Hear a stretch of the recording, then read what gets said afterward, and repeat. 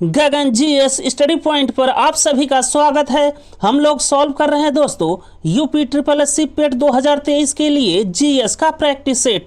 और आज की क्लास में हम लोग सॉल्व करेंगे जीएस का प्रैक्टिस सेट नंबर 5, जो कि पेट के पिछली परीक्षाओं में पूछे गए प्रश्नों पर आधारित है। और क्लास शुरू करने से पहले आप सभी दोस्तों से रिक्वेस्ट है कि please Gagan GS study point को लाइक शेयर सब्सक्राइब जरूर करें। तो आइए शुरू करते हैं दोस्तों। आज के सेशन का पहला क्वेश्चन है दोस्तों, संविधान में मूल कर्तव्यों की व्यवस्था किस भाग में की गई है? और इसके ऑप्शंस हैं भाग 3, भाग 4, भाग 5 या भाग 4A। तो इस क्वेश्चन के लिए राइट आंसर हो गया दोस्तों ऑप्शन नंबर डी, जो कि है भाग 4A। और मूल कर्तव्यों या फंडामेंटल ड्यूटी के बारे में आप लोग याद रखिएगा कि फंडामेंटल ड्यूटी या मूल कर्तव्य भारतीय संविधान में जोड़ा गया दोस्तों 42वां संविधान संशोधन या कॉन्स्टिट्यूशनल अमेंडमेंट एक्ट 1976 के द्वारा। और ये संविधान में जोड़ा गया दोस्तों सरदार स्वर्ण सिंह समिति के सिफारिश पर। और वर्तमान में दोस्तों कुल फंडामेंटल ड्यूटी या मूल कर्तव्य हैं 12। ये चीज़ आप लोग याद रखिएगा। और फंडामेंटल ड्यूटी या मूल कर्तव्यों का प्रावधान है भारतीय संविधान में भाग 4A में और अनुच्छेद या आर्टिकल 51A में। इतना चीज़ें आप लोग याद रखिएगा फंडामेंटल ड्यूटी या मूल कर्तव्य से। और इसके बाद अगला क्वेश्चन है, निम्नलिखित में से कौन सा एक राज्य सूची का विषय नहीं है? और इसके ऑप्शन हैं डाकतार, लोक स्वास्थ्य, पुलिस या कृषि। तो इस क्वेश्चन का राइट आंसर हो गया दोस्तों ऑप्शन नंबर ए, जो कि है डाकतार। और राज्य सूची में आप लोग ध्यान रखिएगा कि वर्तमान में कुल विषय हैं कितने दोस्तों? तो वर्तमान में राज्य सूची या स्टेट लिस्ट में कुल विषय हैं 61। और पहले कितने थे दोस्तों? तो पहले थे 66 और इसमें से 5 कम कर दिया गया 42वें संविधान संशोधन 1976 के द्वारा। और वर्तमान में राज्य सूची या स्टेट लिस्ट में कुल विषय हैं 61। ये चीज़ आप लोग ध्यान रखिएगा। इसके बाद अगला क्वेश्चन है क्वेश्चन नंबर 3, और इसमें है संविधान में नागरिकता से संबंधित प्रावधानों का उल्लेख किस अनुच्छेद में किया गया है? और इसके ऑप्शन हैं अनुच्छेद 5 से 11 तक, अनुच्छेद 4 से 10 तक, अनुच्छेद 5 से 9 तक या अनुच्छेद 6 से 12 तक। तो इस क्वेश्चन का राइट आंसर हो गया दोस्तों ऑप्शन नंबर ए, जो कि है अनुच्छेद 5 से लेकर 11 तक। तो आप लोग नागरिकता के संबंध में एक चीज़ ध्यान रखिएगा कि नागरिकता का उल्लेख भारतीय संविधान के भाग 2 में किया गया है। और ये दिया गया है दोस्तों भारतीय संविधान के अनुच्छेद 5 से लेकर 11 तक। इसके बाद नेक्स्ट क्वेश्चन है दोस्तों क्वेश्चन नंबर 4, और इसमें है निम्नलिखित में से किस राज्य में विधान परिषद अस्तित्व में है? और इसके ऑप्शन हैं महाराष्ट्र, बिहार, कर्नाटक या ये सभी। तो इस क्वेश्चन का राइट आंसर हो गया दोस्तों ऑप्शन नंबर डी, जो कि है ये सभी। तो वर्तमान में दोस्तों भारत में कुल 6 राज्यों में विधान परिषद है, जिसमें 3 ये हो गया और 3 हो गया दोस्तों यूपी, आंध्र प्रदेश और तेलंगाना। तो ये चीज़ आप लोग ध्यान रखिएगा। वर्तमान में भारत में कुल 6 राज्यों में विधान परिषद अस्तित्व में है, जिसमें कुल राज्य हैं दोस्तों महाराष्ट्र, बिहार, कर्नाटक, उत्तर प्रदेश, आंध्र प्रदेश और तेलंगाना। इसके बाद अगला क्वेश्चन है दोस्तों क्वेश्चन नंबर 5, और इसमें है निम्नलिखित में से कौन किसी राज्य के राज्यपाल को हटा सकता है? और इसके ऑप्शन हैं प्रधानमंत्री, राष्ट्रपति, मुख्यमंत्री या इनमें से कोई नहीं। तो इस क्वेश्चन का राइट आंसर हो गया दोस्तों ऑप्शन नंबर बी, जो कि है राष्ट्रपति। तो राज्यपाल के संदर्भ में आप लोग एक चीज ध्यान रखिएगा कि राज्यपाल की नियुक्ति भी राष्ट्रपति महोदय करते हैं और राज्यपाल अपना इस्तीफा भी राष्ट्रपति को दे सकते हैं और राज्यपाल को हटा सकते हैं राष्ट्रपति जी। इसके बाद अगला क्वेश्चन है दोस्तों क्वेश्चन नंबर 6 और इसमें है भारत का कौन सा राज्य बॉक्साइट का सबसे बड़ा उत्पादक है और इसके ऑप्शन हैं झारखंड, कर्नाटक, उड़ीसा या असम। तो इस क्वेश्चन का राइट आंसर हो गया दोस्तों ऑप्शन नंबर सी जो कि है उड़ीसा। तो उड़ीसा राज्य भारत का ऐसा राज्य है दोस्तों जो कि बॉक्साइट का सबसे बड़ा उत्पादक राज्य है और असम दोस्तों भारत में चाय का सबसे बड़ा उत्पादक राज्य है। ये चीज आप लोग यहां से ध्यान रखिएगा कि उड़ीसा भारत का सबसे बड़ा बॉक्साइट का उत्पादक राज्य है और असम चाय का सबसे बड़ा उत्पादक राज्य है।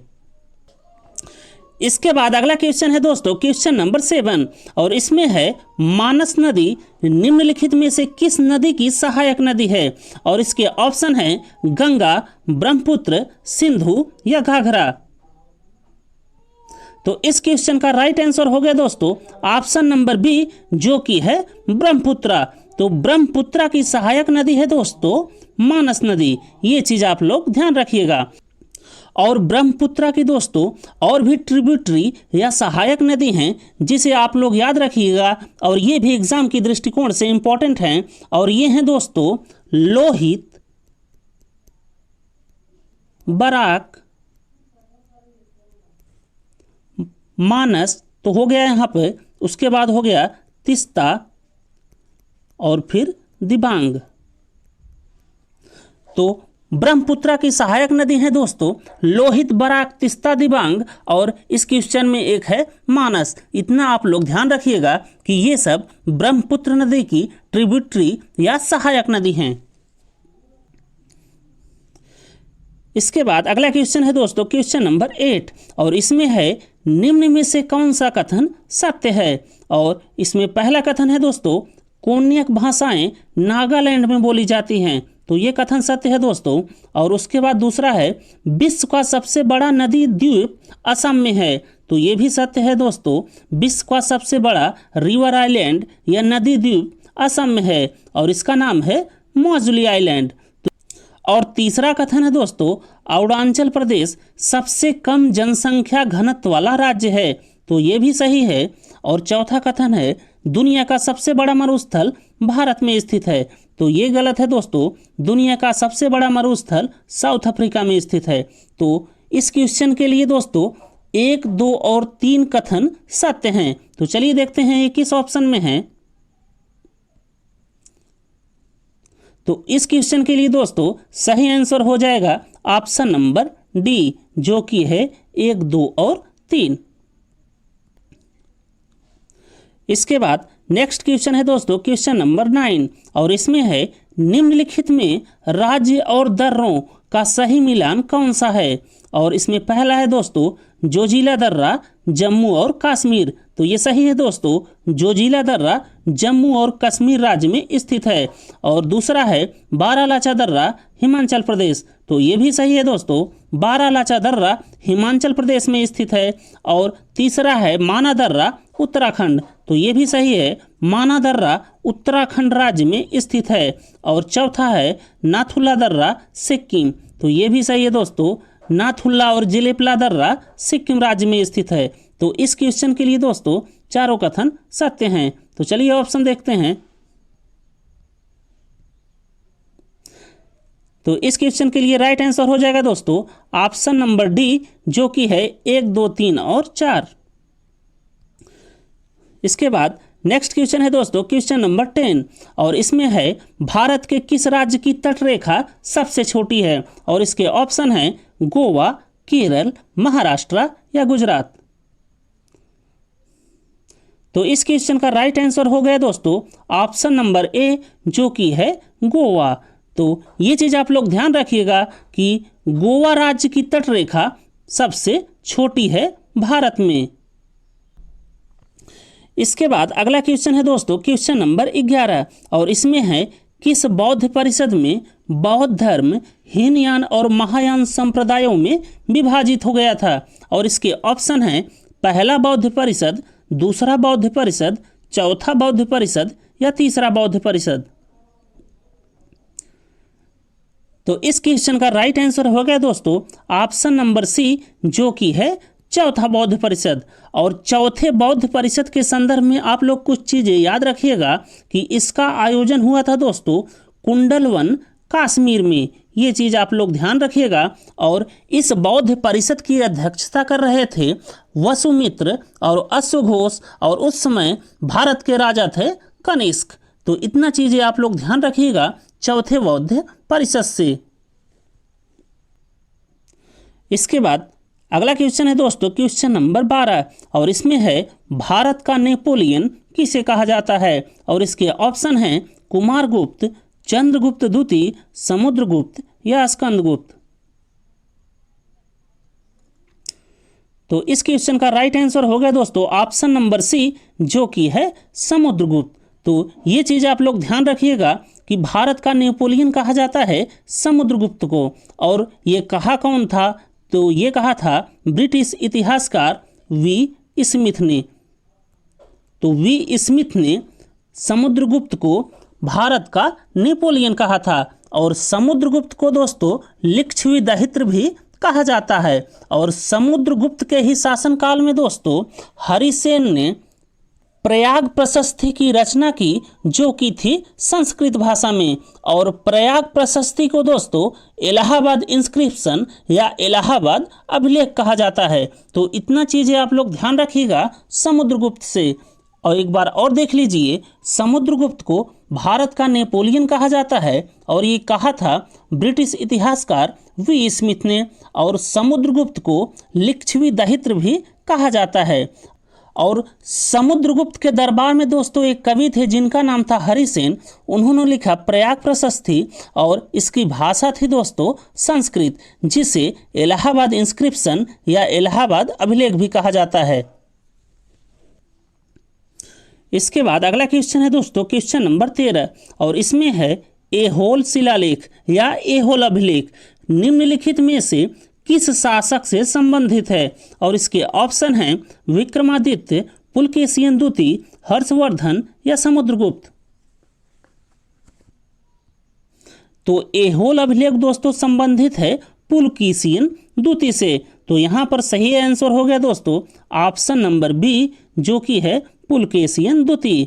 तो ऐहोल अभिलेख संबंधित है पुलकेशियन द्वितीय से। और इसके बारे में थोड़ा सा जान लीजिए दोस्तों, जब हर्षवर्धन ने अपना साम्राज्य विस्तार दक्षिण की तरफ करना चाहा, तो 1618 में नर्मदा नदी के किनारे एक युद्ध हुआ हर्षवर्धन और पुलकेशियन द्वितीय के बीच में, और जिसमें पुलकेशियन द्वितीय ने हर्षवर्धन को पराजित कर दिया। और इसी के बारे में पुलकेशियन द्वितीय के दरबार में एक कवि थे जिनका नाम था रवि कीर्ति, जिन्होंने लिखा है ऐहोल अभिलेख या ऐहोल शिलालेख, जिसमें इस युद्ध के बारे में बताया गया है। तो इतनी चीज़ें आप लोग ध्यान रखिएगा इस क्वेश्चन से। इसके बाद अगला क्वेश्चन है क्वेश्चन नंबर 14, और इसमें है पानीपत का प्रथम युद्ध कब हुआ था। और इसके ऑप्शन हैं 1530, 1535, 1526 या 1540। तो इस क्वेश्चन का राइट आंसर हो गया दोस्तों ऑप्शन नंबर सी, जो कि है 1526। तो आप लोग इसे ध्यान रखिएगा कि पानीपत का प्रथम युद्ध हुआ था 1526 में, और ये हुआ था दोस्तों बाबर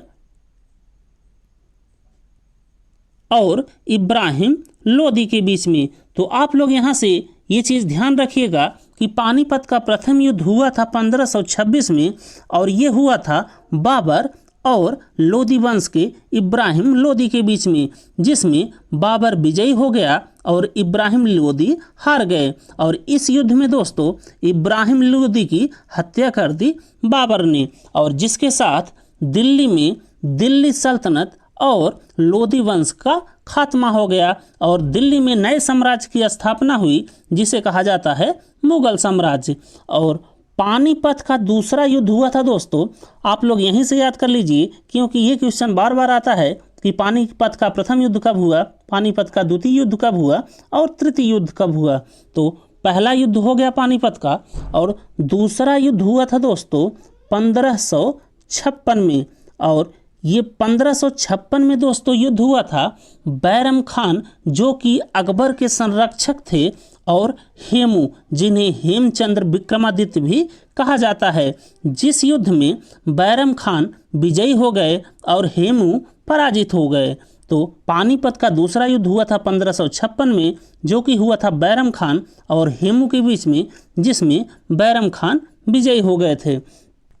और पानीपत का तीसरा युद्ध हुआ था दोस्तों थर्ड बैटल ऑफ पानीपत, ये हुआ था 1761 में, और ये हुआ था दोस्तों मुगलों और मराठाओं के बीच में, जिसमें मुगल जो थे वो विजयी हो गए और मराठा हार गए थे। और यहाँ पर दोस्तों मराठा साम्राज्य की तरफ से लड़ रहे थे रघुनाथ राव, और मुगलों ने दोस्तों अफगानिस्तान से अहमद शाह अब्दाली को बुलाया था, जो कि मुगलों की तरफ से युद्ध कर रहा था, और इस युद्ध में अब्दाली को विजय प्राप्त हुई। तो ये 3 युद्ध हो गए दोस्तों पानीपत के, जो कि एग्जाम के दृष्टिकोण से बहुत ही इंपॉर्टेंट हैं, इसे आप लोग याद रखिएगा। इसके बाद अगला क्वेश्चन है क्वेश्चन नंबर 15, और इसमें है सलहेर का युद्ध किस वर्ष शिवाजी और मुगलों के मध्य लड़ा गया। और इसके ऑप्शन हैं 1660, 1672, 1680 या 1682। तो इस क्वेश्चन का राइट आंसर हो गया दोस्तों ऑप्शन नंबर बी, जो कि है 1672। तो सलहेर युद्ध हुआ था दोस्तों शिवाजी और मुगलों के बीच में 1672 में, और इस युद्ध में विजय के बाद दोस्तों शिवाजी ने रायगढ़ किले में अपना राज्याभिषेक किया और उनको एक उपाधि दी गई इस युद्ध में विजय के बाद, जो कि था महाराजा छत्रपति। तो इतना आप लोग ध्यान रखिएगा इस क्वेश्चन से। इसके बाद अगला क्वेश्चन है दोस्तों क्वेश्चन नंबर 16, और इसमें है 1857 का महान भारतीय विद्रोह कहाँ से प्रारंभ हुआ था। और इसके ऑप्शन हैं दिल्ली, लखनऊ, मेरठ या कानपुर। तो इस क्वेश्चन का राइट आंसर हो गया दोस्तों ऑप्शन नंबर सी, जो कि है मेरठ। तो ये चीज़ आप लोग ध्यान रखिएगा कि 1857 का जो भारतीय विद्रोह हुआ था वो स्टार्ट हुआ था मेरठ से। और मेरठ में कहाँ से स्टार्ट हुआ था, तो मेरठ में दोस्तों एक थी बैरकपुर छावनी। तो बैरकपुर छावनी के एक 34वीं इन्फेंट्री के सिपाही थे दोस्तों, जिनका नाम था मंगल पांडे। उन्होंने अपने एक ब्रिटिश सैनिक को गोली मार दी थी, जिससे 1857 की क्रांति का प्रारंभ हो गया मेरठ से। तो ये चीज़ आप लोग ध्यान रखिएगा। इसके बाद अगला क्वेश्चन है दोस्तों क्वेश्चन नंबर 17, और इसमें है नेताजी सुभाष चंद्र बोस किस वर्ष भारतीय राष्ट्रीय कांग्रेस के अध्यक्ष नियुक्त किए गए थे। और इसका ऑप्शन है दोस्तों 1937, 1938, 1939 या 1940।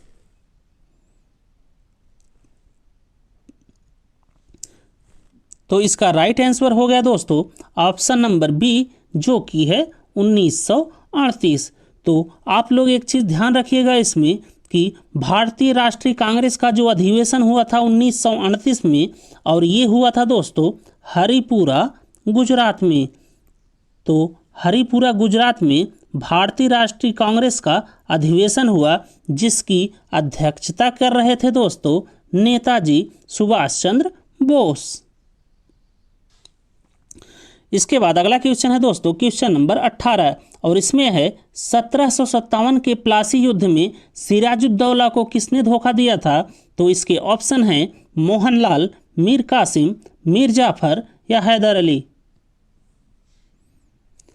तो इस क्वेश्चन का राइट आंसर हो गया दोस्तों ऑप्शन नंबर सी, जो कि है मीर जाफर।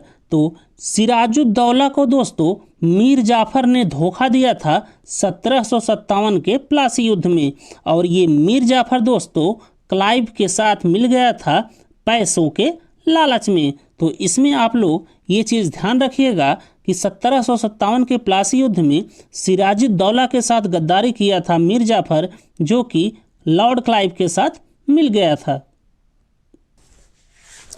इसके बाद अगला क्वेश्चन है दोस्तों क्वेश्चन नंबर 18 और इसमें है महात्मा गांधी ने नमक सत्याग्रह कहाँ से शुरू किया, और इसके ऑप्शन है दिल्ली, कलकत्ता, दांडी या साबरमती। तो इस क्वेश्चन का राइट आंसर हो गया दोस्तों ऑप्शन नंबर डी, जो कि है साबरमती। तो आप लोग यहाँ से एक चीज़ ध्यान रखिएगा कि गांधी जी ने जो नमक सत्याग्रह शुरू किया था वो शुरू किया था साबरमती से, और इसकी डेट है दोस्तों 12 मार्च 1930।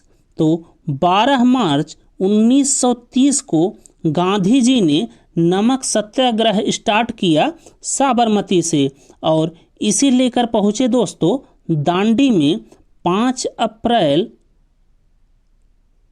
1930 को, और इसीलिए दोस्तों नमक सत्याग्रह को दांडी मार्च भी कहा जाता है। तो इस क्वेश्चन से आप लोग इतना ध्यान रखिएगा कि महात्मा गांधी ने नमक सत्याग्रह या दांडी मार्च का प्रारंभ किया साबरमती से 12 मार्च 1930 को, और इसे ले गए दांडी तक, और ये दांडी पहुंचा 5 अप्रैल 1930 को। इसके बाद अगला क्वेश्चन है दोस्तों क्वेश्चन नंबर 19 और इसमें है ब्रिटिश साम्राज्य में भारत में सहायक संधि की शुरुआत किसने की थी, और इसके ऑप्शन हैं वेलेस्ली, कॉर्नवालिस, डलहौजी या थॉमस मुनरो। तो इस क्वेश्चन का राइट आंसर हो गया दोस्तों ऑप्शन नंबर ए, जो कि है वेलेस्ली।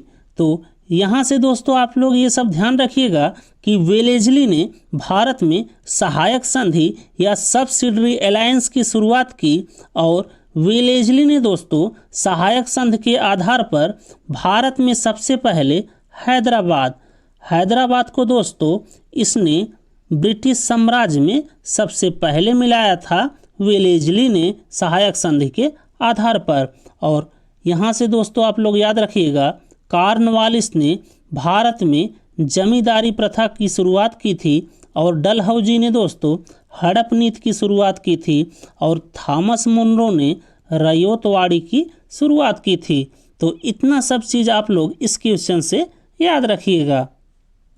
और इसके बाद अगला क्वेश्चन है दोस्तों क्वेश्चन नंबर 20 और इसमें है निम्नलिखित में किसके संस्थापक राजा राम मोहन राय थे, और इसके ऑप्शन है ब्रह्म समाज, आर्य समाज, प्रार्थना समाज या रामकृष्ण मिशन।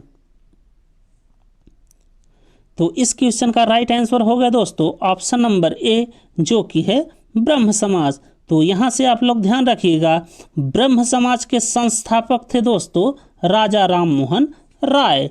और थोड़ा सा आप लोग और याद रखिएगा कि आर्य समाज के संस्थापक थे दोस्तों दयानंद सरस्वती जी, और प्रार्थना समाज के संस्थापक थे दोस्तों आत्मारंग पांडुरंग जी, और रामकृष्ण मिशन के संस्थापक थे दोस्तों स्वामी विवेकानंद जी। तो आप लोग इतना चीज़ आप लोग यहाँ से याद रखिएगा कि ब्रह्म समाज के संस्थापक थे राजा राम मोहन राय जी, आर्य समाज के संस्थापक थे दयानंद सरस्वती जी, प्रार्थना समाज के संस्थापक थे आत्मारंग पांडुरंग जी, और रामकृष्ण मिशन के संस्थापक थे स्वामी विवेकानंद जी।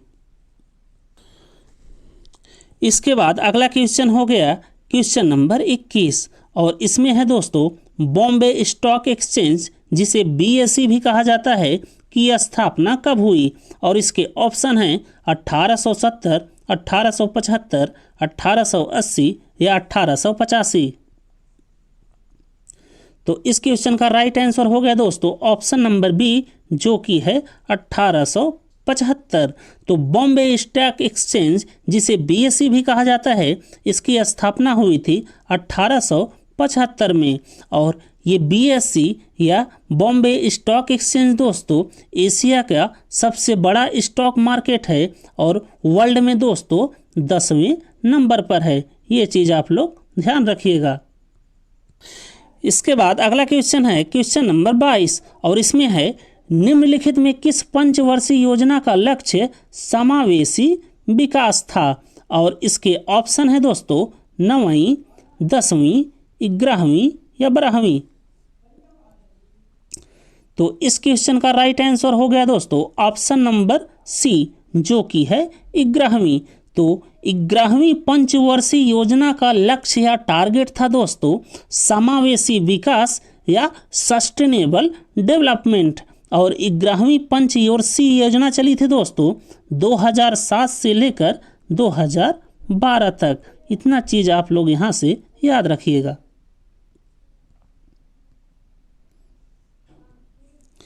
इसके बाद अगला क्वेश्चन है क्वेश्चन नंबर 23 और इसमें है व्यापारिक बैंकों को नियंत्रित कौन करता है।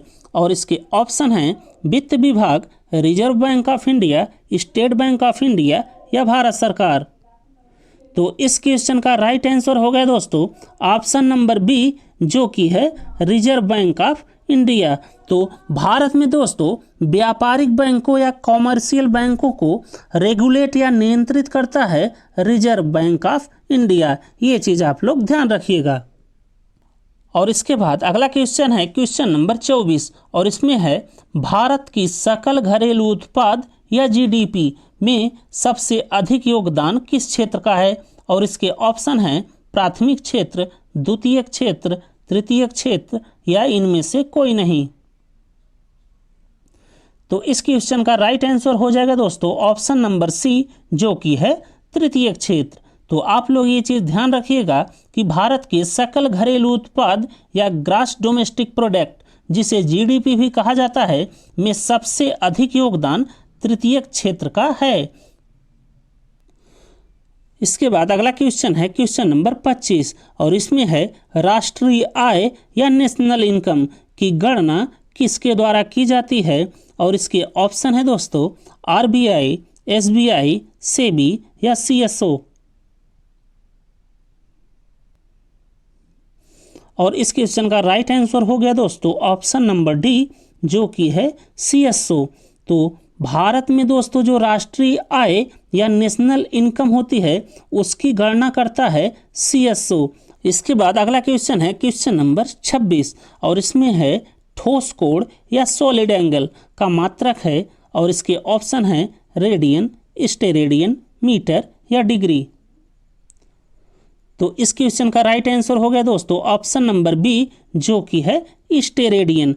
तो ठोस कोण या सॉलिड एंगल का मात्रक है दोस्तों स्टेरेडियन। ये चीज़ आप लोग ध्यान रखिएगा। इसके बाद अगला क्वेश्चन है क्वेश्चन नंबर 27 और इसमें है निम्नलिखित में ग्रीन हाउस गैस कौन सी है। और इसके ऑप्शन हैं CFC, carbon dioxide, nitrous oxide या ये सभी। तो इस क्वेश्चन का राइट ऑप्शन हो गया दोस्तों ऑप्शन नंबर डी, जो कि है ये सभी। तो ग्रीन हाउस गैस हैं दोस्तों सीएफसी, या जिसे क्लोरोफ्लोरोकार्बन भी कहा जाता है, और कार्बन डाइऑक्साइड और नाइट्रस ऑक्साइड। इसके बाद अगला क्वेश्चन है क्वेश्चन नंबर 28 और इसमें है निम्नलिखित में किस किरण की भेदन क्षमता सबसे अधिक होती है। और इसके ऑप्शन हैं गामा किरणें, अल्फा किरणें, बीटा किरणें या यूवी किरणें। तो इस क्वेश्चन के लिए राइट आंसर हो गया दोस्तों ऑप्शन नंबर ए, जो कि है गामा किरणें। तो गामा किरणों की दोस्तों वेधन क्षमता या पेनिट्रेशन पावर सबसे अधिक होती है। ये चीज़ आप लोग ध्यान रखिएगा।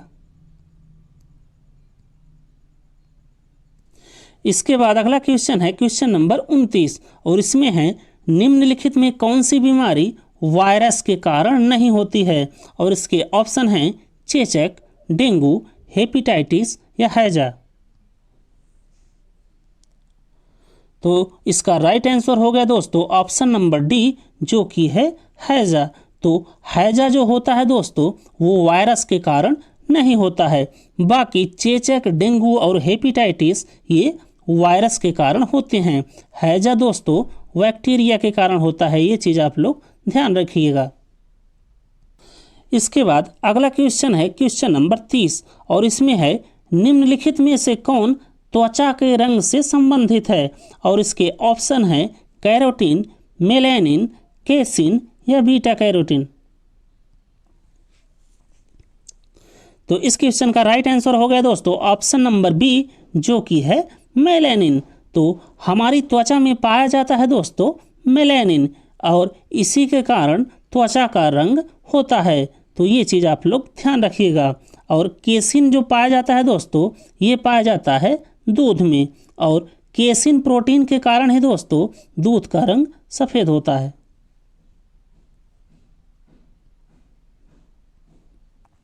इसके बाद अगला क्वेश्चन है क्वेश्चन नंबर 31, और इसमें है भारत का कौन सा राज्य सबसे ज़्यादा अंतर्राष्ट्रीय स्थलीय सीमा का निर्माण करता है।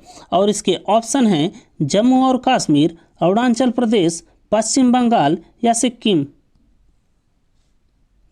तो इस क्वेश्चन का राइट आंसर हो गया दोस्तों ऑप्शन नंबर सी, जो कि है पश्चिम बंगाल। तो पश्चिम बंगाल राज्य दोस्तों भारत में सबसे ज़्यादा अंतर्राष्ट्रीय स्थलीय सीमा का निर्माण करता है, और ये सीमा बनाता है दोस्तों पश्चिम बंगाल राज्य बांग्लादेश से। तो ये चीज़ आप लोग ध्यान रखिएगा कि भारत का वह राज्य कौन सा है जो कि सबसे ज़्यादा अंतर्राष्ट्रीय स्थलीय सीमा बनाता है। तो वो बनाता है पश्चिम बंगाल, और ये बनाता है बांग्लादेश के साथ। इसके बाद अगला क्वेश्चन है क्वेश्चन नंबर 32, और इसमें है भूटान की राजधानी कहाँ है। और इसके ऑप्शन है मनीला, अबू धाबी, हनोई या थिम्फू। तो इस क्वेश्चन का राइट आंसर हो गया दोस्तों ऑप्शन नंबर डी, जो कि है थिम्फू। तो भूटान की राजधानी है दोस्तों थिम्फू। इसके बाद अगला क्वेश्चन है क्वेश्चन नंबर 33, और इसमें है भारतीय संविधान के किस अनुच्छेद में राज्यसभा की संरचना का उल्लेख है। और इसके ऑप्शन हैं 80, 60, 70 या 110। तो इस क्वेश्चन का राइट आंसर हो गया दोस्तों ऑप्शन नंबर ए, जो कि है 80। तो भारतीय संविधान में दोस्तों राज्यसभा की संरचना का उल्लेख है आर्टिकल या अनुच्छेद 80 में।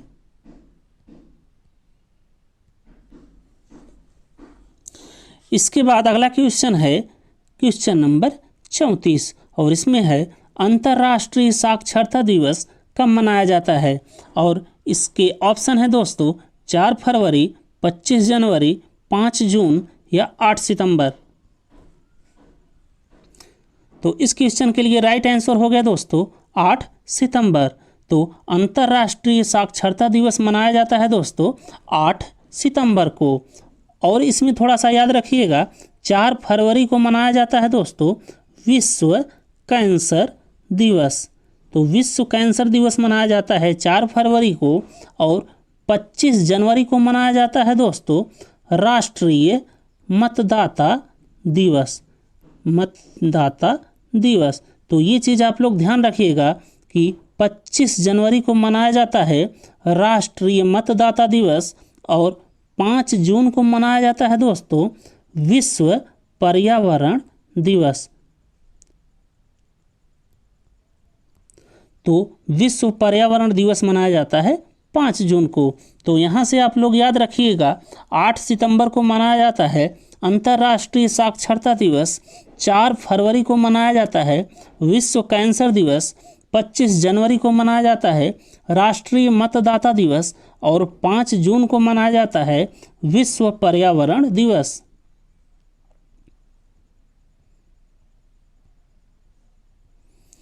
इसके बाद अगला क्वेश्चन है क्वेश्चन नंबर 35, और इसमें है खाद्य एवं कृषि संगठन का मुख्यालय कहाँ स्थित है। और इसके ऑप्शन हैं जिनेवा, वॉशिंगटन डीसी, रोम या द हेग। तो इस क्वेश्चन का राइट आंसर हो गया दोस्तों ऑप्शन नंबर सी, जो कि है रोम। तो विश्व खाद्य एवं कृषि संगठन का मुख्यालय है दोस्तों रोम, इटली में। ये चीज़ आप लोग ध्यान रखिएगा।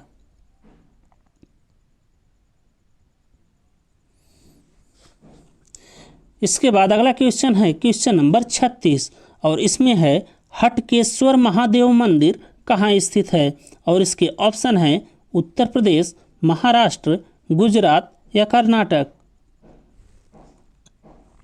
तो इस क्वेश्चन का राइट आंसर हो गया दोस्तों ऑप्शन नंबर सी, जो कि है गुजरात। तो आप लोग ये चीज़ ध्यान रखिएगा कि हटकेश्वर महादेव मंदिर गुजरात राज्य में स्थित है।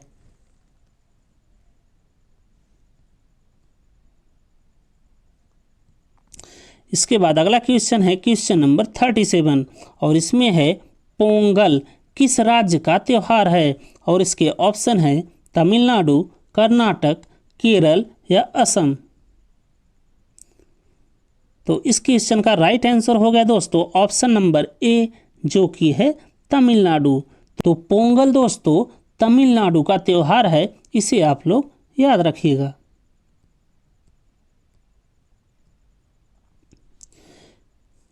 इसके बाद अगला क्वेश्चन है क्वेश्चन नंबर 38 और इसमें है पुलित्जर पुरस्कार किस क्षेत्र में दिया जाता है, और इसके ऑप्शन हैं साहित्य, कला, पत्रकारिता या फिल्म क्षेत्र। तो इस क्वेश्चन का राइट आंसर हो गया दोस्तों ऑप्शन नंबर सी, जो कि है पत्रकारिता। तो पुलित्जर पुरस्कार दिया जाता है दोस्तों पत्रकारिता के क्षेत्र में। इसके बाद अगला क्वेश्चन है क्वेश्चन नंबर 39 और इसमें है द टर्बुलेंट ईयर 1980 से 1986 पुस्तक के लेखक कौन थे, और इसके ऑप्शन हैं नटवर सिंह, प्रणब मुखर्जी, अटल बिहारी वाजपेयी या जावेद अख्तर। तो इस क्वेश्चन का राइट आंसर हो गया दोस्तों ऑप्शन नंबर बी, जो कि है प्रणब मुखर्जी। तो आप लोग याद रखिएगा द टर्बुलेंट ईयर 1980 से 1986 पुस्तक के लेखक हैं प्रणब मुखर्जी।